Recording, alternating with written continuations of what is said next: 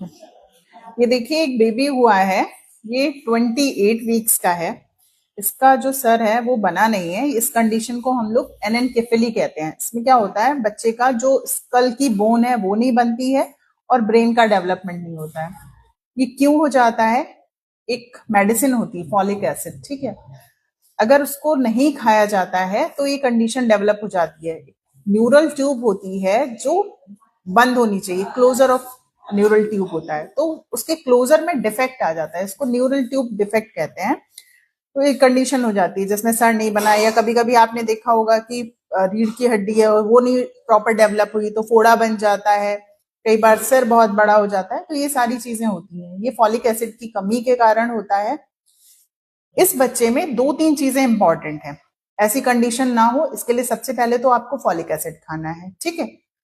Folic acid अगर आप pre conception यानी अगर आप प्रेगनेंसी प्लान कर रहे हैं उसके 3 महीने पहले से खाएं तो बहुत अच्छा है, ठीक है। खाना ही 3 महीने पहले चाहिए, क्योंकि जब आपको पता चलता है कि आप प्रेगनेंसी टेस्ट जिस दिन आपका पॉजिटिव आता है उस दिन 4 वीक्स हो चुके होते हैं, यानी ये जो डेवलपमेंट है ये स्टार्ट हो चुका होता है। आपको पता भी नहीं कि आप प्रेग्नेंट हैं, उससे पहले ये डेवलपमेंट स्टार्ट हो चुका है। तो आपको 3 महीने प्रेगनेंसी प्लान करने से पहले ही फॉलिक एसिड खाना चाहिए, ठीक है।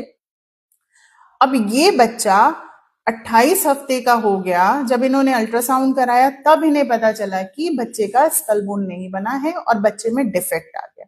28 वीक्स यानी लगभग लगभग 7 मंथ होने वाले हैं, 6.5 मंथ हो चुके हैं।